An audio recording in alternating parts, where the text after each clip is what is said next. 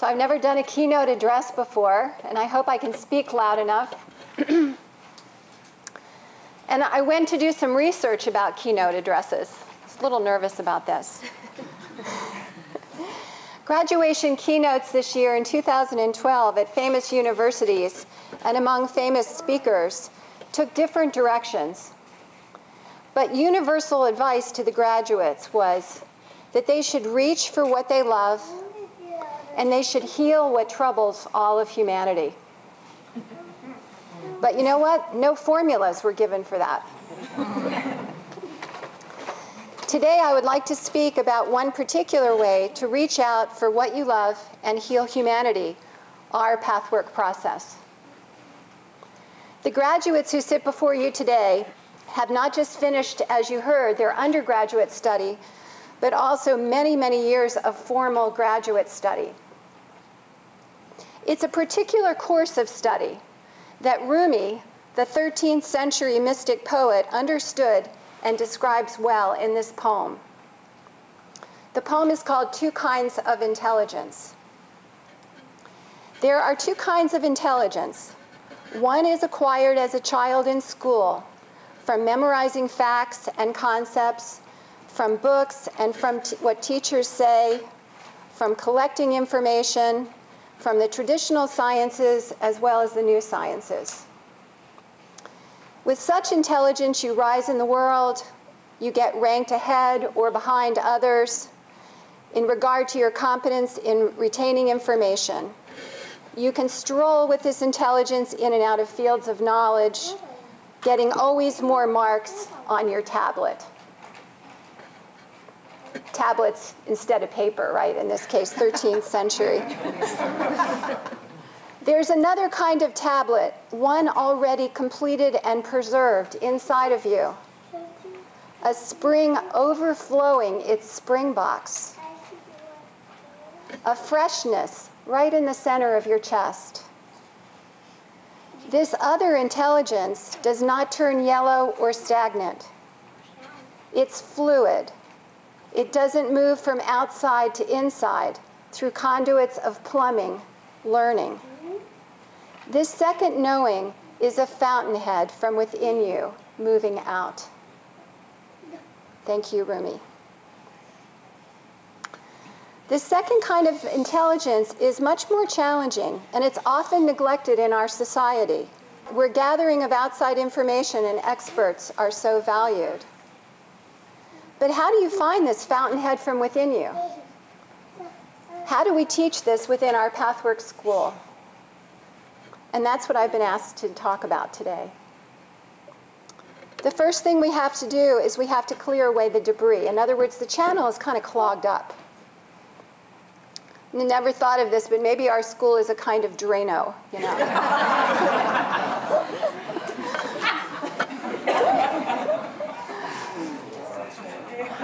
A little hard to swallow, yeah. So clearing out the debris means that we have to confront the difficulties in our lives. Carl Jung suggested that neurosis is always a substitute for legitimate suffering. Each of the people graduating today have taken on the courageous and legitimate work of facing their difficulties and the pain that results. So it is with these graduates that they have passed through a portal of their own darkest and deepest pain. Each one of them. As one keynote graduation speaker this year said, "I believe in my heart of hearts that it's better to have your ship sunk at sea than to have never left the harbor. And I can tell you very honestly that all of these graduates have left their safe harbors. They've risked it all, their whole ship. And although I'm sure that there were times when they thought they were drowning, I'm relieved and happy to report that none of them have been lost at sea." This course of study also involves tremendous discipline. I have a question for each of you. How many of you observe your thoughts and question them? Most people feel like the writer Anne Lamott, who said, "My mind is a bad neighborhood I try not to go into alone." You relate to that?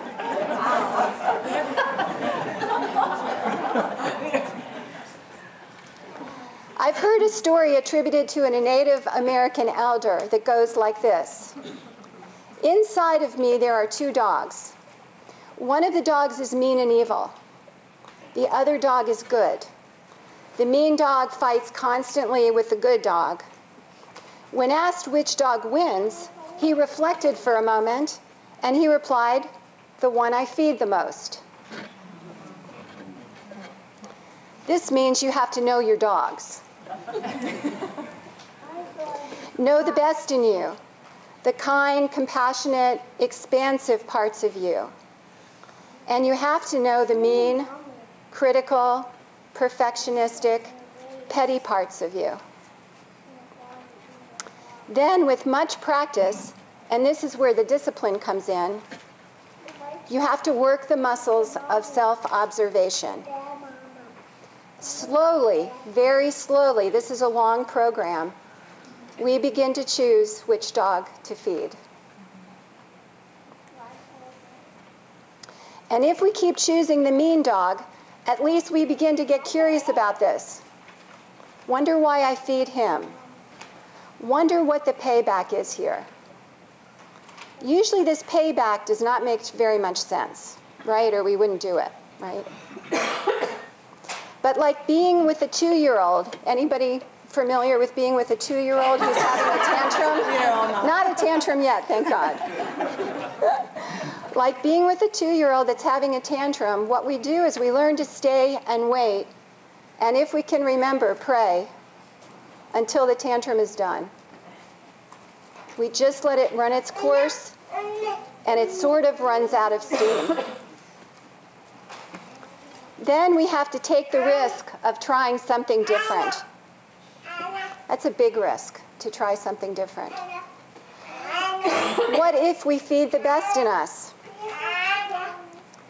Will this make us vulnerable? Will someone hurt us? Will we get soft or lazy? We somehow have to find the courage and risk what might happen. To do this, each of these graduates has taken a significant leap of faith.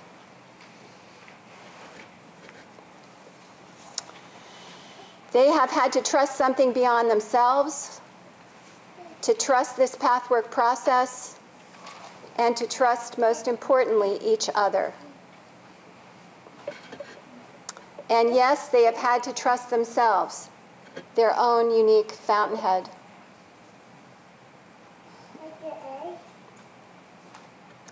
Here at Seven Oaks, we use the term to describe the pathwork in such ways as practical spiritual wisdom, tools for daily living, a school for life, and with a pretty big claim, transformation. Yet the transformation is real. I work with a young man who found his way here to Seven Oaks from Brazil, all the way from Brazil. And he was lost and unhappy. And in the past 8 years, he's married a beautiful and wise woman. He's fathered 2 children, and he's become a judge.